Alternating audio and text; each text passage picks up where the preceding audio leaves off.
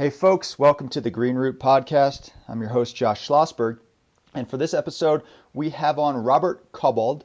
We're going to talk about the economic roots of the eco-crisis. And Robert's background is that he's the program manager of the Green Schools Project. He is founder and editor of consciousevolution.co.uk, which is an online philosophy publication. He's studied sustainable exchange and monetary systems and how they affect climate change with Judgemental, author of Deep Adaptation. Welcome to the podcast, Robert. Thank you very much, Josh.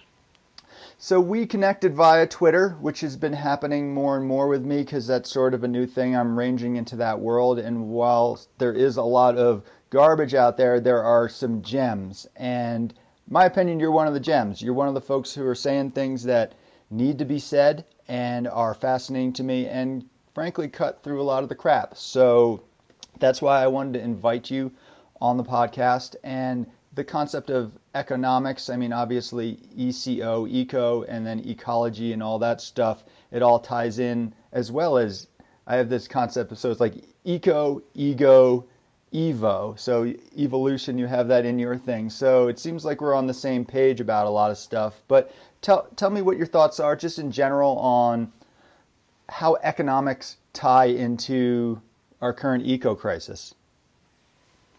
Sure. So it's very obvious that our economic system is unsustainable. If you look at what we're doing to our planet and what we're doing to the biodiversity, what we're doing to the topsoil, what we're doing to the fish in the ocean, the amount of fertilizers we're using, all of these are brushing up against the limits of planetary boundaries. And economic growth is frequently cited as the culprit driving all of these problems. So that's well understood and doesn't need to be said by me or anyone else. What is hidden from view is the key systemic drivers which necessitate that growth. And what I'm talking about here is the way money is designed. So everybody knows that economic growth causes ecological collapse. Hardly anybody understands how money is designed. So if I ask a simple question, where does money come from? Do you know the answer out of interest? Do I personally know the answer of where money comes from? And no shame if you don't, because something like 8 out of 10 politicians in the UK also don't know. Yeah, let's test my limited skills. Well, it's sort of imaginary, in my opinion. Okay, yeah. And who gets to create it? I mean, there's aspects tying into Federal Reserve. I suppose there are aspects tying into companies that are producing goods, but this is not my forte. So, yeah, tell me the answer. I'd love to know. I mean, right off the bat, doesn't that strike you as odd that, here we are, we're adults, we go around all day using money. Yeah. And by the way, the sort of Federal Reserve or the central bank, that's the most common answer. Yeah. And it's true that the central banks create about 3% of money in circulation. They create the notes and coins. Okay. But 97% of money is not created that way. And hardly anybody knows that, including, like I say, about 8 out of 10 politicians, even people who've spent their entire lives working in finance. Even economic professors have been shown to be wrong on this issue. So immediately, something's fishy, right? Why on earth don't we know where money comes from? And the shocking and incredible answer is that 97% of money is created by private banks when they make loans. Okay. So, Josh, you go along to a private bank. What's the Citibank, Citigroup? I'm trying to think of an American high street bank. That works. And you take out a loan because you're about to buy an apartment, let's say. So you say, here's my income. I want £100,000 loan so I can buy an apartment.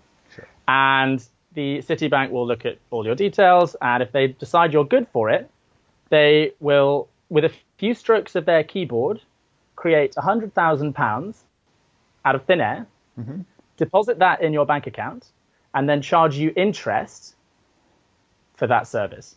So even though So out of thin air. So I was kind of right about it being imaginary. Kind of, yeah. But it's not to say that they still have to balance their books at the end of the day. Okay. So at the end of the day, they still have to make up for that £100,000 that they've loaned out. But they can do that in a variety of ways. And the key point is this.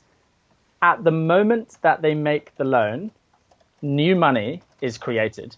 And that sounds crazy, that we've given this ability to create money to a load of profit-seeking private banks.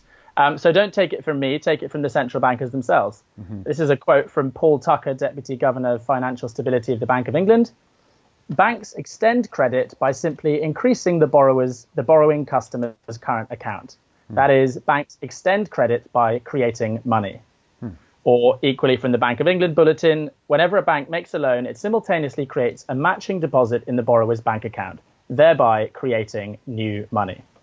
Okay, so why is this an issue?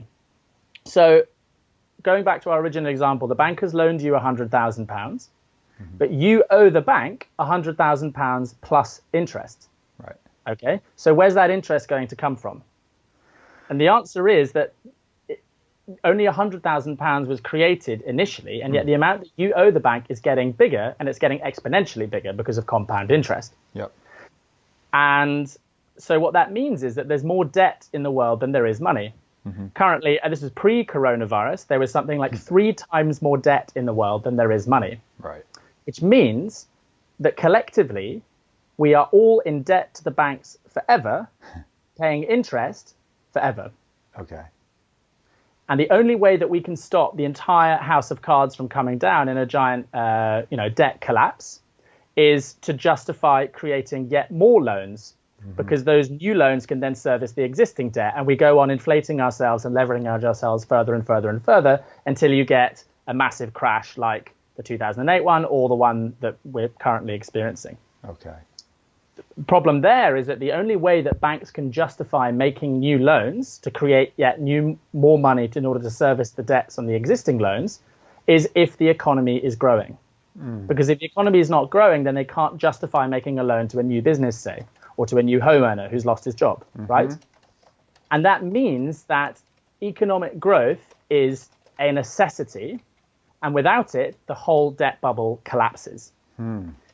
And so, you probably had people on your podcast who talk about degrowth and how we need degrowth, and it sounds like a really great idea. But with money being made the way it is currently, that degrowth is impossible, or at least nobody would actually want it in practice. Because imagine saying to somebody who's got a £100,000 mortgage, do you know what? You should just try and slow down and work less.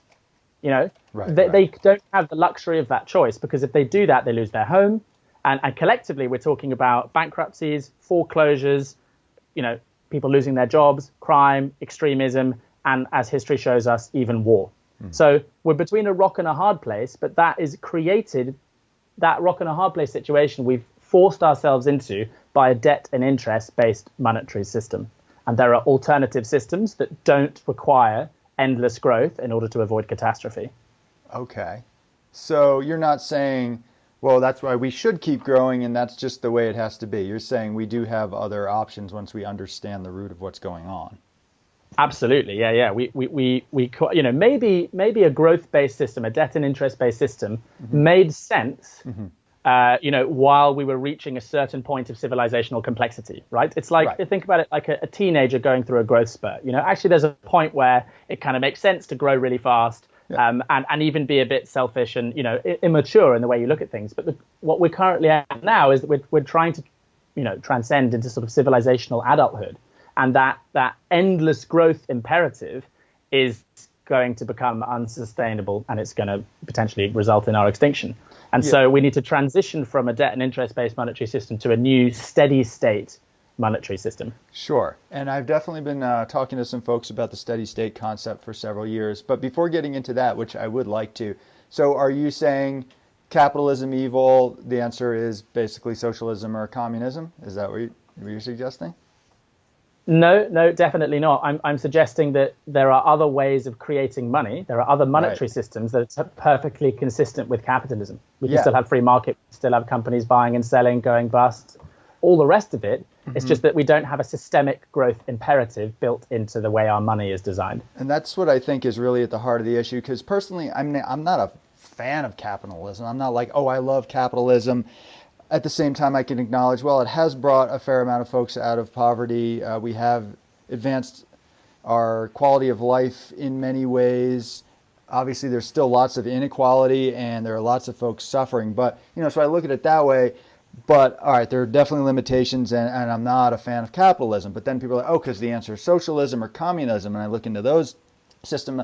Okay, I think, having more elements of government providing for people can be a really positive thing. And we already have kind of those hybrid systems of government, and then places like Nordic countries that have maybe more of like a socialist democracy kind of thing. And then there's full out communism. But of course, when a government says, here's exactly what has to go into our lives, obviously there are issues with authoritarianism there. So to me, I haven't really bought the whole just capitalism versus communism or socialism argument, which is why I asked you the question. So this other way of looking at things, so this concept of steady state. So what is steady state?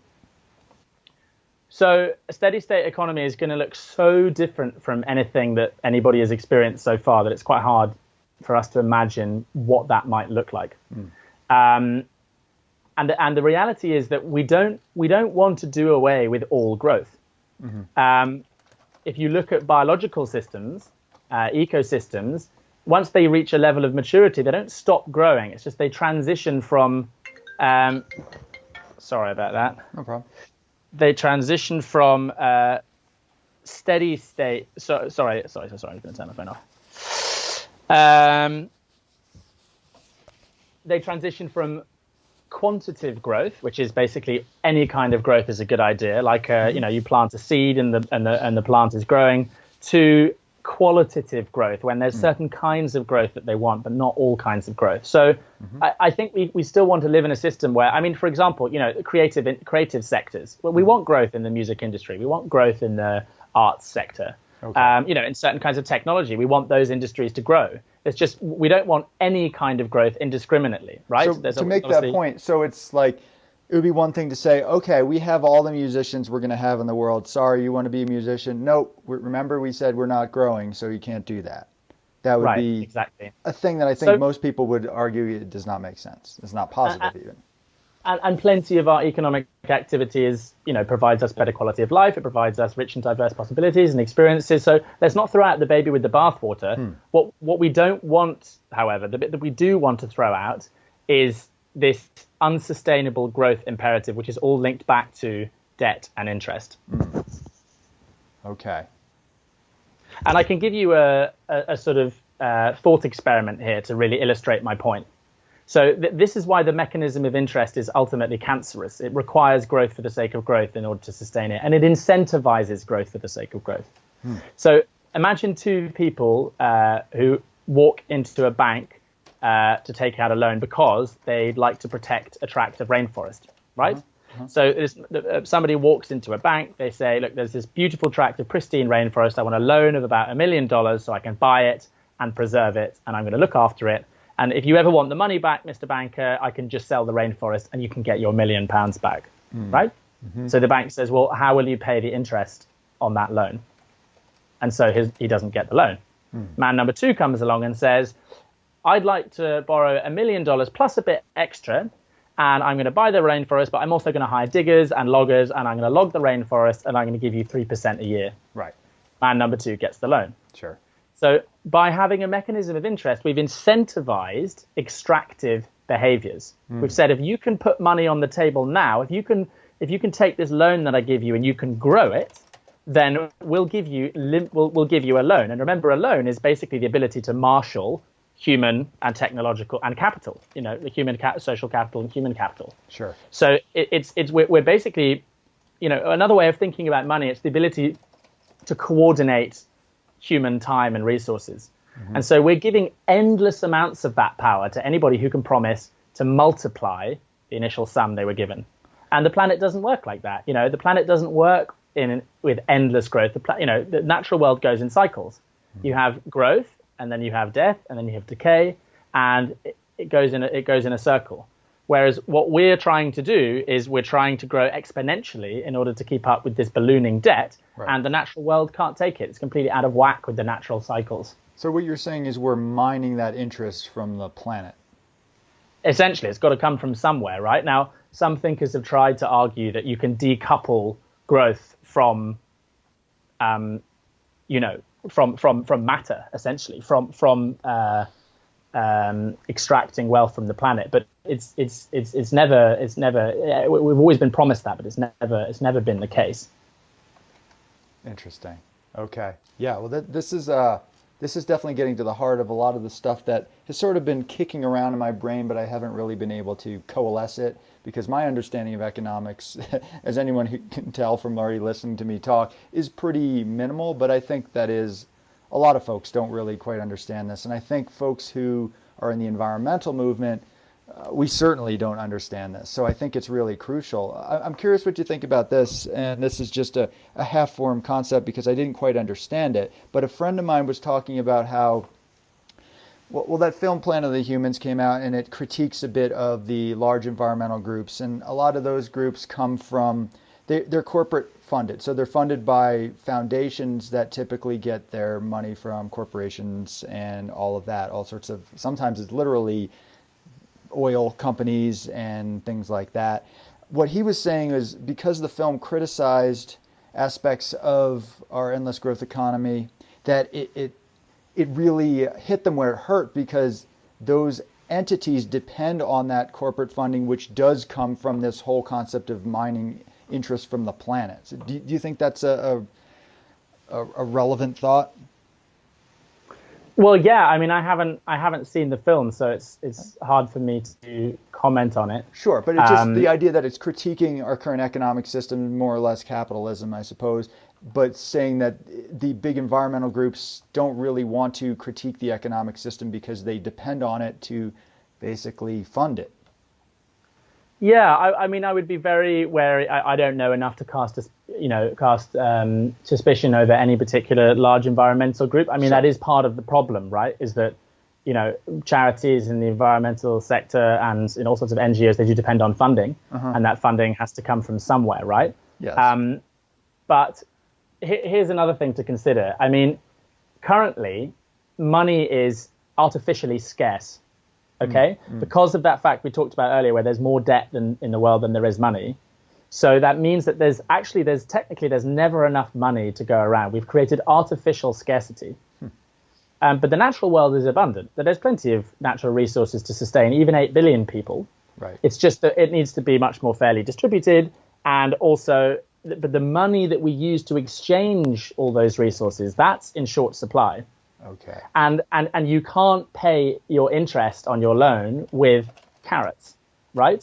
And so even if there's plenty of food to go around, everybody still needs to get their hands on money so that they can pay the interest on their debts. And this is true whether you're talking about governments, whether you're talking about businesses, whether you're talking about individuals. And so this is why I find any particular critique of capitalism as it stands, it's impossible for us to imagine what capitalism would look like without this growth imperative built into the system, without this artificial scarcity that's been placed on our money. So it's impossible for us to imagine what that might look like. And the reality is that in a world where actually no one is scrabbling around desperately to pay their debts, then actually, there would be a lot more money to go around. I mean, so one example, imagine a negative interest-based economy, right? This isn't viable, by the way. It was tried on a micro scale in sort of Weimar Republic, in this town in Austria that implemented a negative interest rate economy just locally. And it worked very well on a small scale. I don't think it would work on a large scale. However, think about what kinds of behaviors that incentivizes. If money has negative interest, it means that if you put it in the bank, it depreciates. Okay. And so therefore, there's no incentive to hoard the money. You're actually incentivized to spend it. And so it circulates a lot faster. So with a much smaller amount of money in the economy, you can actually get a lot more done because it's circulating a lot more quickly, right? Rather than what we have now, which is multi-billionaires investing their money, stashing it away, and accruing interest at the very least on that money. I mean, they're incentivized to hoard that money, so that essentially if you're an environmental charity and you're trying to seek funds, you have to somehow, if the person giving you that money is self-interested, you have to convince them that that's better than them squirreling their money away and getting 3% a year, right? Mm-hmm. Whereas in a money where you've got negative interest, they're happy to give you the money as long as they're going to get it back, right? The man who wants to buy the rainforest and protect it, he's going to get £1 million no problem, because if they leave that money in the bank, it's going to lose value. Sure. So you completely alter the fundamental incentive structures of society, and you incentivize a whole different set of behavior. And that's really what monetary system design is about. It's like currently there's this massive divergence between what money wants and what we want. Money wants to grow endlessly, and it wants to, as I say, it's indiscriminate about what kind of growth it wants, but it has to multiply. Every pound in circulation is tied back to a pound owed to the bank plus interest. So that money has to multiply somehow. Uh-huh. And at the same time, we have all this incredibly important work that needs doing, like conserving rainforests, like carers, like underpaid teachers, like charity workers, like mental health practitioners, all of this work that needs doing. But because that work doesn't promise endless growth, they aren't receiving the resources. They aren't receiving the time and resources that they need. Yes. So there's this huge gap between what money wants and what we want. And I encourage you to think of that as nothing more and nothing less than a design flaw. We need to design money so that it incentivizes behaviors that we collectively as a civilization want, that we want to see more of. And it's as simple as that. Fascinating. So what you're telling me is it's not enough for me to go on a street corner and hold up a sign to change the world. Is that what you're saying? I definitely think that's an important part, and by all means, protest. I mean, obviously, the huge protests going on at the moment, like have full support, and I myself have protested for Extinction Rebellion. I've actually got arrested in London, and so I think protesting is a valuable and important, sort of change-making tool. Sure. But there's a huge gap in the environmental movement for understanding the systemic drivers of the issues. Right. Monetary system being a key one of them. Until we change the way money is created, solving climate change is mathematically impossible. Yeah, I think that's an important point, and it's not to belittle the other efforts. For sure, they're all pieces in the puzzle, but we are missing some of the main pieces of the puzzle, and it seems a lot of what you're talking about is getting to the root of that. So that's all well and good. Let's just say that this actually would solve a lot of our ecological crisis, and I don't really doubt that. I think that this is central to it. What would be a catalyst for that change? How are we going to shift a system where there are so many people who currently benefit from it? Those who might be on our side don't really know about this stuff, or like me, can barely understand it. So how do we move forward to make this so? So there's two important ways that we can start to address this issue. We can address this systemically as like an entire change in government monetary policy.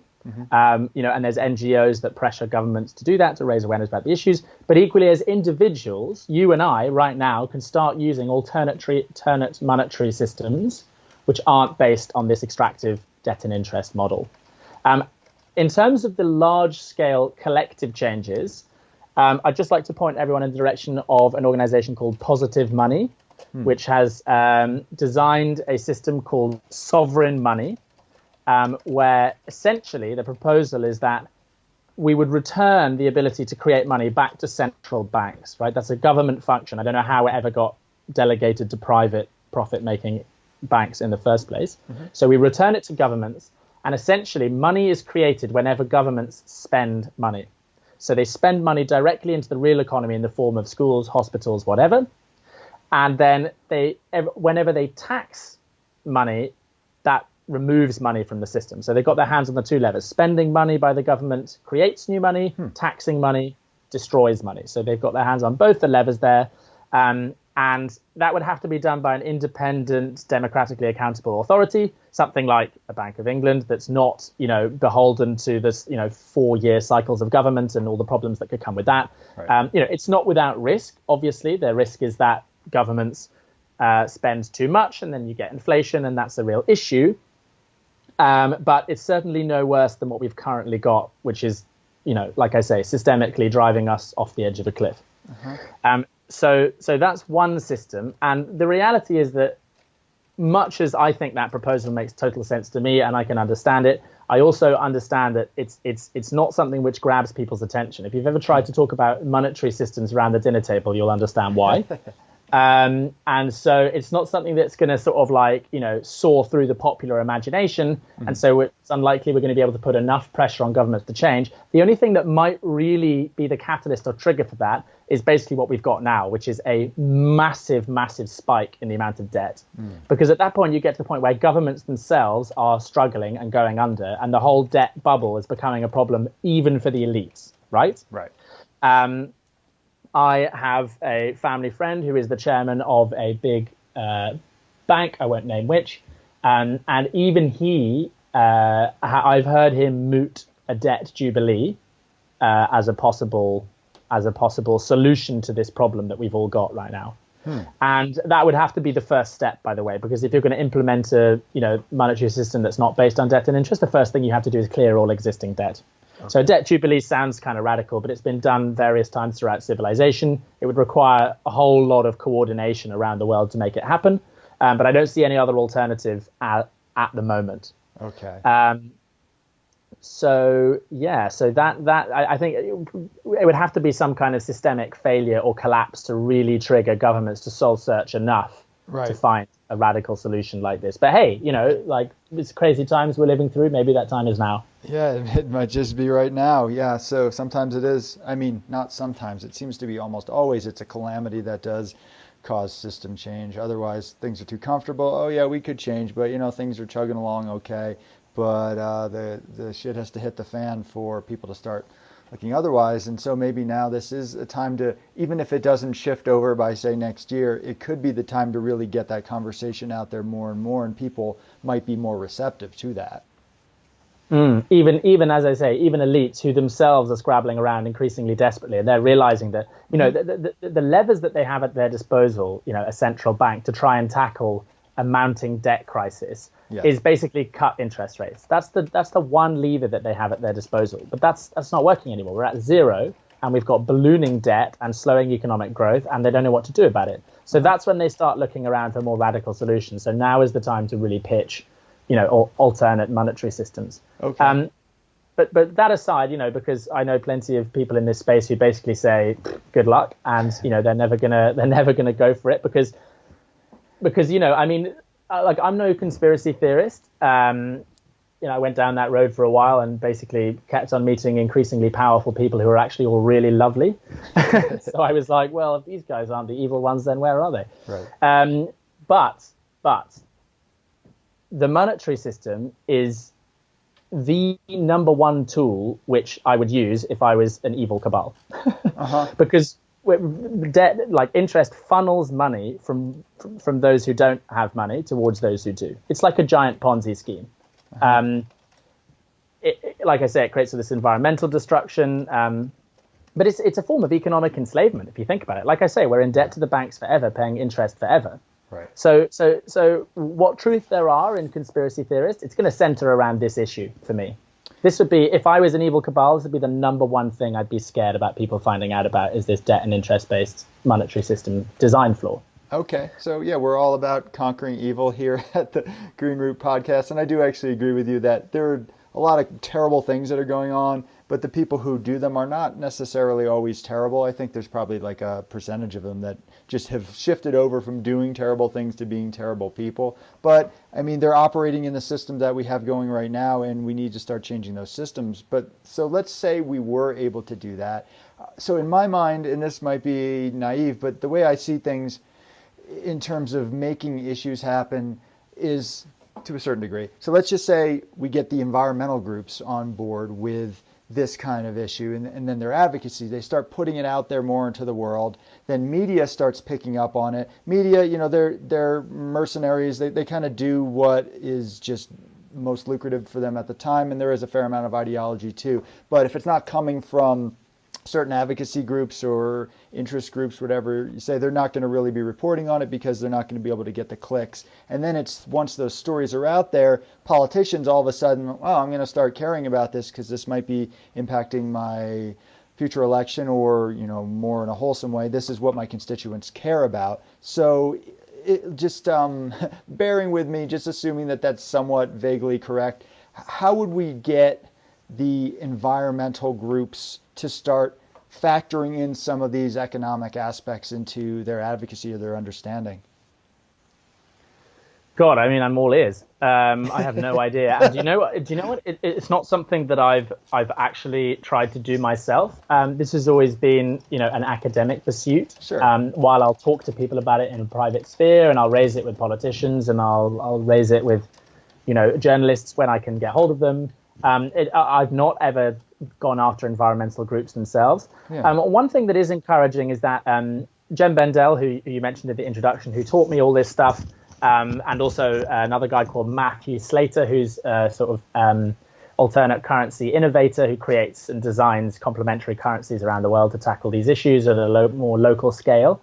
They are both embedded in the Extinction Rebellion movement. So I know that there is an awareness of these issues, at least in Extinction Rebellion. Okay. In fact, I think they have a website called Economic Rebellion, which sort of breaks some of these ideas down and tries to raise awareness about them. But in terms of getting Greenpeace to really sit up and listen, I'm all ears. Yeah. Any ideas you've got? Let's do it. I mean, maybe just by making podcasts like this, I guess. It's a start, right? So it sounds like with Extinction Rebellion, like you said, there's kind of a foot in the door there. So that's definitely a start. I mean, I do find there is a lot of limitations in the environmental groups, and you bring up issues that they think are a bit out of their sphere or basically hard to communicate to members, or would dry up donations, or would upset their corporate funders. That's really what it ultimately comes down to. It's not like an evil thing in terms of your necks are being breathed down by some banker. It's just, here's what we got our grant for, and our grant does not say look at economic stuff, so then they don't do it. But which isn't to say that there can't be some aspects of it that are started to weave into their fabric. And I think the things that you're saying could very well catch on. I can now, with my better understanding of this, I can start incorporating it a little more into my dialogues, because I kind of have a better grasp, a slightly better grasp. I'm still, my mind is not necessarily as geared to these sorts of economic issues. And I actually think that that is part of what is holding back, say, environmentalists. We tend to have a different kind of mindset. You can get into all sorts of different things with brain differences, but vague concepts of doing good and fluffy ideas. And I've been a fluffy idea person for a long time, but getting into the nitty gritty of here's how the monetary systems work, that is not always aligning with what an environmentalist is. And I think it's time, and I've been saying for a while, it's like, well, maybe the old school environmentalism, it's time to evolve that a bit, which I think we'll get into our next topic. So our next evolution maybe of the environmental movement, it might have a different name, does incorporate this sort of thinking. We have to be able to understand this stuff, and maybe it's going to attract minds who are able to process this information. But so you have, it seems on the surface, it seems very disparate. So you're interested in all sorts of economic stuff, yet you're an editor of something called consciousevolution.co.uk, which is about philosophy and clearly some sort of evolution. How does that tie in at all? Yeah, so conscious evolution is the intentional effort to drive forward our individual and collective evolution. It's aligning our individual lives and redesigning our societies with the arrow of evolution. So fundamental to that idea is that evolution has a direction, and very quickly it has two directions. It goes from small scales to big scales, so single-cell organisms, multicellular organisms, groups of multicellular organisms, patterns repeated of humans, small bands to tribes, to city-states, to nation-states, etc. So you've got these increasing scales of cooperation driven by game theory. And then the second direction is that it gets better and better at evolving. It acquires new capacities for evolution. So, in the biological evolutionary process, we went from asexual reproduction to sexual reproduction. That's a more efficient, more effective way of discovering new adaptions. So it's still biological evolution, but it found a new way to power itself that's more efficient and more effective. And so we get a flourishing of diversity and complexity after the dawn of sexual reproduction. And what conscious evolution really is an analogous switch that needs to take place in our cultural evolution.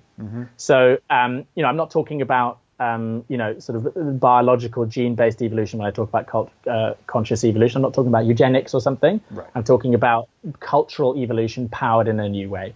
And so we are going from, at the moment, largely unconscious cultural evolution, so driven by our evolutionary past, driven by our biological and cultural conditioning, to a conscious evolutionary process where we are, like I say, we're deliberately leading our lives in such a way that that arrow of evolution that I've described can be allowed to continue and flourish. Yes. And we're redesigning our societies in such a way that that line can be allowed to continue.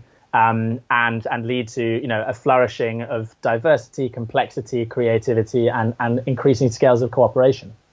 I'm so glad you brought that up, because that's kind of my dirty little secret behind all of this on the Green Root podcast, is I do believe we need to have, basically, if you phrase it that way, conscious evolution for us to be able to really enact any of the other aspects that we want to have happen. So it's one thing right now to, if people are at a certain, you could just say state of consciousness, where, or mindset, or way of looking at the world, the lens through which they view the world, if they're comfortable with how things are and they don't see the problems inherent in, say, environmental issues or economic issues, you're not going to be able to convince them, right? It's sort of moot to put out all of this rational argument. You can blow them away in an argument. If they're not seeing that in terms of what they value and how they perceive the world, it's sort of meaningless. Whereas if you get people to start shifting into things where they don't have to be convinced that the natural world is valuable, they just sense it, so they start operating as if that's true, then it's already like most of our work is done for us. Yeah, it's absolutely spot on. And so with regards to the just to link that concept of conscious evolution back into the environmental thing, like how can we consciously evolve as individuals in ways that allow us to grasp the problem and be more effective environmental actors? And so there's basically two ways. One is we can enhance our cognitive complexity, because climate change is a complex issue, and unless we have sufficient cognitive complexity to model that, we're going to make poor decisions. Good intentions are going to result in bad policy decisions. So just to give you one example, the whole drive, the anti-plastic drive, which I'm all for, and it's great. We need to reduce plastic. We need to use less of it. Right. But because that's a really simple issue that people can understand, they take that. First of all, they take that for the whole problem, and then second of all, you find things like supermarkets removing all their plastic packaging, and then therefore we have to find a different way to transport food, and so they start using glass, which is heavier and which results in higher carbon emissions. So it's just one example of how really good intention, if we haven't really modeled the whole system in our head, a good intention can come out with a bad outcome. Right. And so that's one thing we need to do, is we need to improve our cognitive capacity, our complexity of our thinking, and to live in this complex adaptive world. But the other thing we need to do is to shift cultural worldviews. So like you said before, there are worldviews evolve through a series of clearly discernible stages. So of relevance to the modern world is the traditional, which is roughly, scripture before science, family values, duty, but also it's ethnocentric, it's nationalistic, that kind of traditional. So just to get in really quick, are you talking about spiral dynamics by any chance?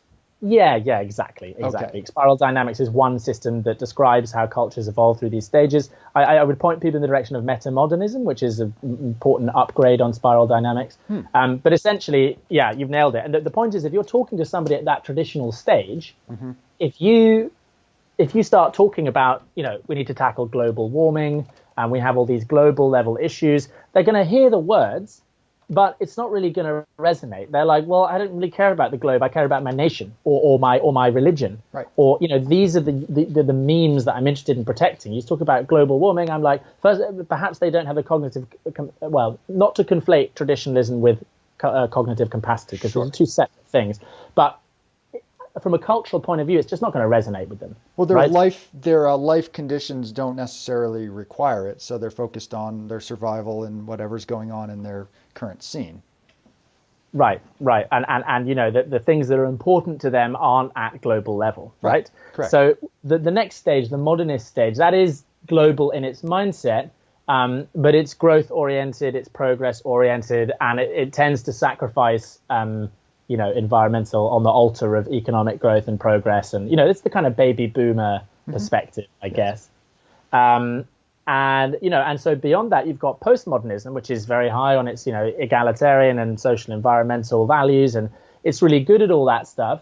But it's kind of polarizing, and it makes the mistake of really judging all the previous worldviews, right, and potentially stigmatizing them, and actually, it fails to reach across our increasingly polarized cultural space. Yes. And that can lead to problems, So the whole Trump and Brexit thing, for me, that is a symptom of a whole load of people from the traditional stage who felt disenfranchised and demonized and not represented.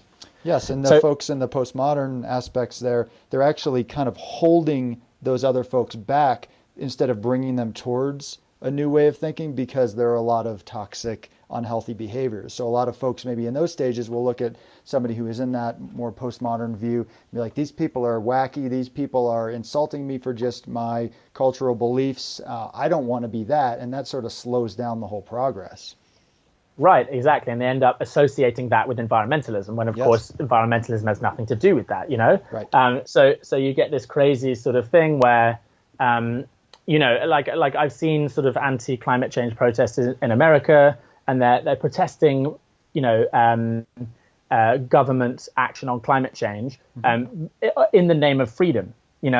So they're like, no, we want our freedom to, make as much money as we can and burn as much oil as we want and drive big cars. But they fail to see that, like, actually, if we don't take action on climate change, that's going to impel the very freedoms that they hold dear sooner or later. For sure. Right. So you've got to work with people where they're at, and you've got to realize that. And this is the next stage that we're trying to get to, is to realize that actually all of those worldviews have their truths and insights. They also have their blind spots and their pathologies. Yes. And we have to find a way to integrate the best that they all have to offer, rather than demonizing and stigmatizing any stage that's different from us. But which is very tricky, because, I used to be somebody who was hardcore environmentalist. I mean, I still pretty much have all those same values ecologically. I think pretty much all the things I believed for 20 years in regards to the environment are basically come true. But I used to think, okay, the folks who are, say, the loggers, they're bad people. They hate the environment. And then over time I realized, wait a second, that's not really what's going on here. And in fact, I do disagree that they should be going in here and logging this old growth forest. Like, none of that's changed. But what has changed is my view of why they're doing it. And the idea, so understanding it, not demonizing them as much, still disliking that activity as much as I did before, but realizing they're kind of just at a particular stage where, say, they're just trying to make a living and they haven't seen an alternative. And meanwhile, my side is just telling them what they're doing is bad, which is kind of true, but it's not giving them anything else. So what are they supposed to do? They're just supposed to just become a hippie like me and become an environmental protester? Well, maybe they don't have that option. So I do think a lot of the issue is that those who are professing environmental concerns aren't really suggesting what we should be doing instead.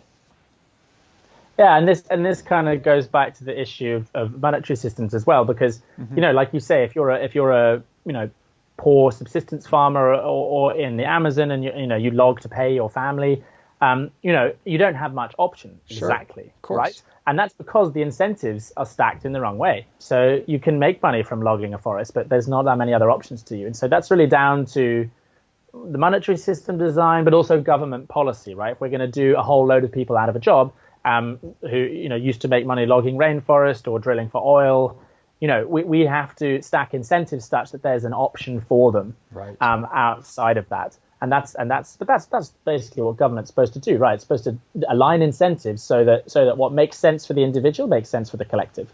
The incentives is really what it's all about. I mean, there's all these studies that show, particularly in the U.S., that the more you consume, the more I mean, your social status goes up. So that's a whole other aspect there. But in terms of economically, obviously, if you're doing something that's extractive and typically destructive to the natural world, that's just the way our economic system sets it up. So we can both say that needs to change. We don't like these activities, but not just shitting all over the people who really don't have any other option than to participate in it. And I do think that's a more complex way of thinking than a lot of folks in the current environmental movement are interested in. And even if you talk to them about this stuff, it doesn't quite process. It's like, oh, it sounds like you're pro logging. It's like, well, you obviously didn't listen to what I just said.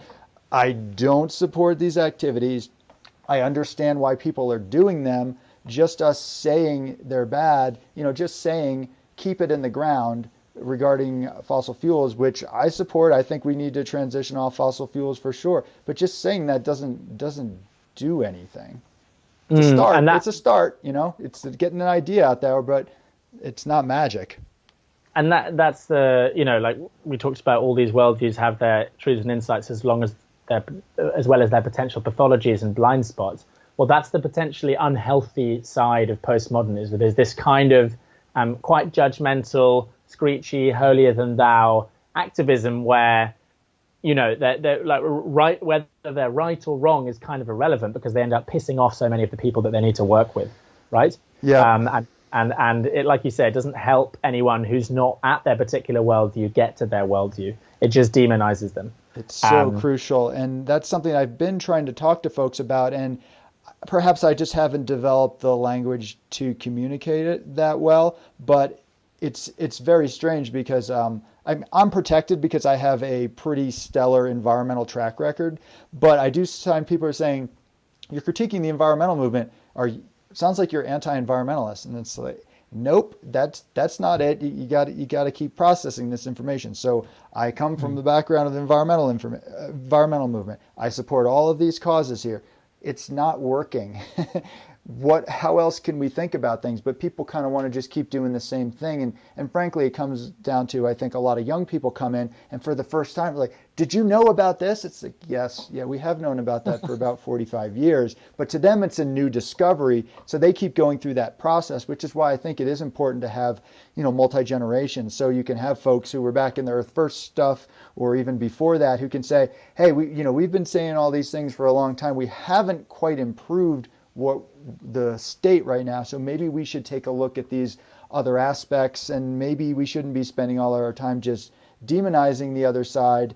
I always come back to that phrase. I'm not a religious person, but it's love the sinner, hate the sin. So I don't like the destruction in the Amazon rainforest.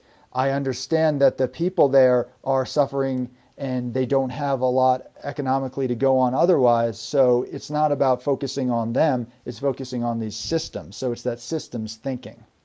It's one of the really interesting or sort of bizarre things about our sort of polarized cultural space at the moment, that it is so tribal like that. It's like, okay, I say, well, actually, I'm not so sure about the whole, gender pronoun thing. And suddenly, therefore, somebody assumes that I'm a climate change denying Trump voting. It's like you're either with me or against me. You have to buy into the whole postmodern thing or not at all.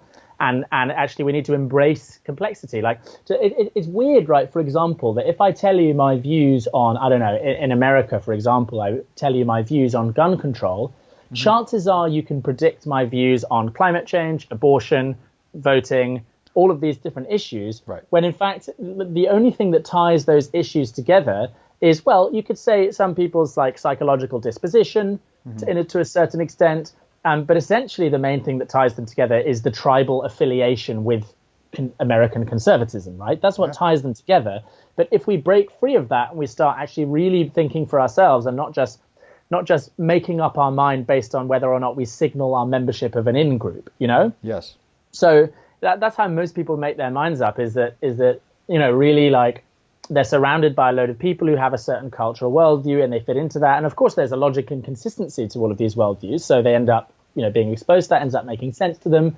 And then, if you're in a really tribal, polarized cultural space, it's really costly to signal your dissent on any one of those issues. Yes. Because all my friends are environmental activists. They all have LGBTQ plus rights. They all have, all of these, and by the way, all these great causes, which I really believe in. Yeah. But, let's say if I have a particular issue with one of them, or, that's not the way I look at the world, then suddenly, you people think you're like an enemy and need to be excluded from the group, when it's actually like, no, everything's nuanced, and, people have their different views on everything, and we need to find a way to embrace the complexity of the world. Well, you're exiled is basically what happens, and it can even be when you are critiquing your side to improve it, to actually do something about those values. So that's what, if you haven't seen that film Planet of the Humans, I keep going back to it for various, well, I'm in it, but also because I'm a journalist and have been trying to write about it. There's all this censorship around it, but ultimately it was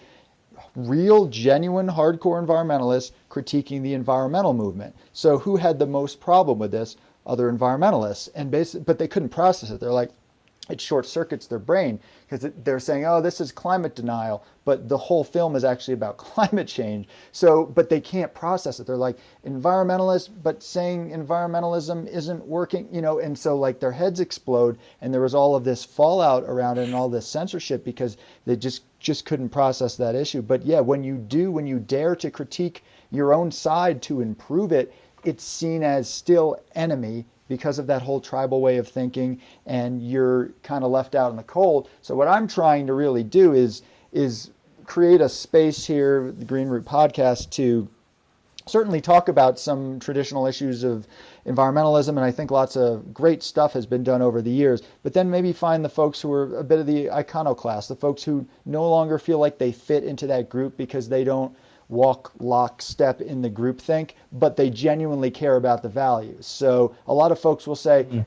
the only people who critique the environmental movement are conservatives who are anti-climate change. Well, that is one group that critiques the environmental movement, but you see that's a different, that's pre-environmentalism. So this is almost like post-environmentalism, and by the time I finish saying these things, their eyes have glazed over and I've lost them.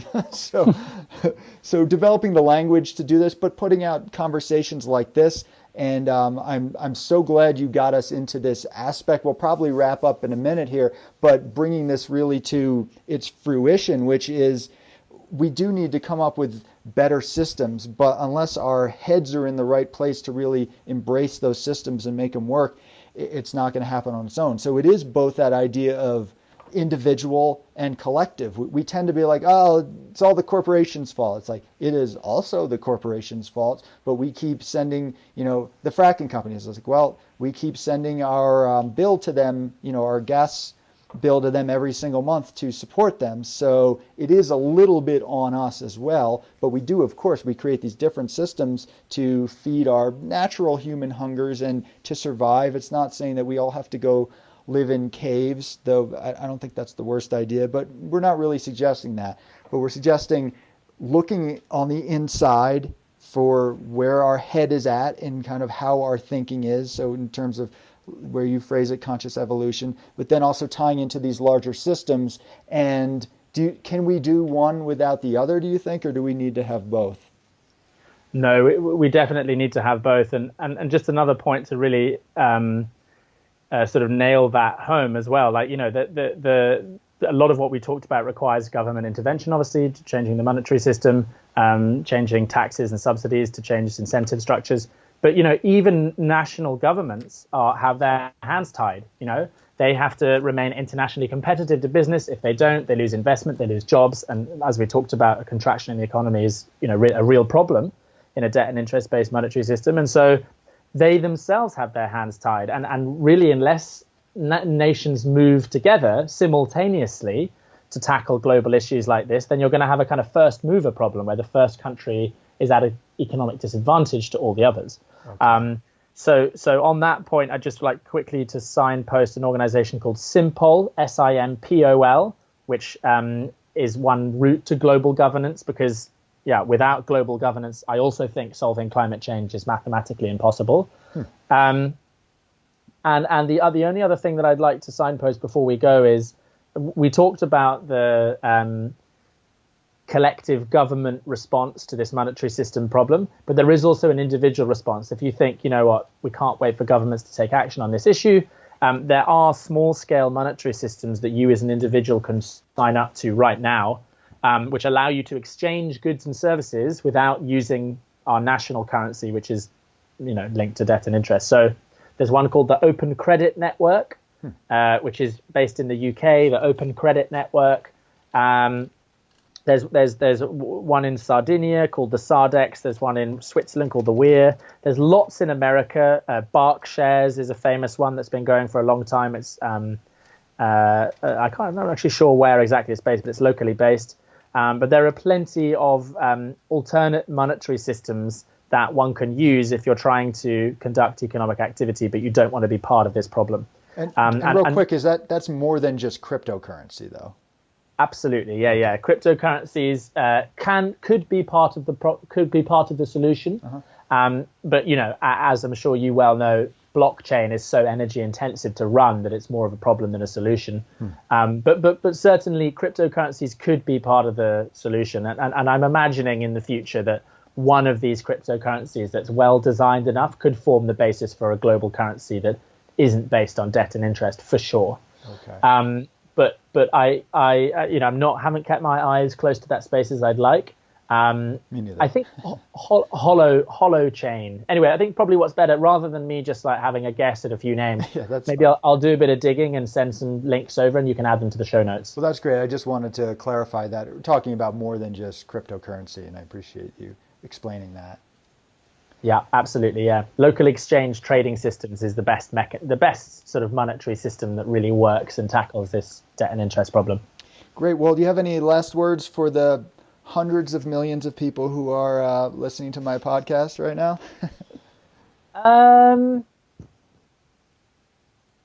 No, I just say it's I don't know, actually. Got nothing to say. Just say hi. How you all doing? Have you had a nice day? That's probably a really important step, right? We got to learn to be cordial with one another, and how we treat one another, I think, is probably really central to a lot of this. So I think that's a great way to end. Thank you, Robert Cobbold, Program Manager of Green Schools Project. Folks, check that out. Founder and editor of consciousevolution.co.uk. That's an online philosophy publication. Can people subscribe to that? How do folks start getting that to their brains? Yeah, absolutely. There's you can add your email on the website, and I'm going to let you know I've got my own podcast coming out. I'll email you when that's out. I don't spam people at all, maybe twice ever. But as I start to publish my podcast, the more interesting stuff you'll hear from me. That sounds exciting. I am definitely going to be following along. Thank you so much, Robert. Thank you, Josh.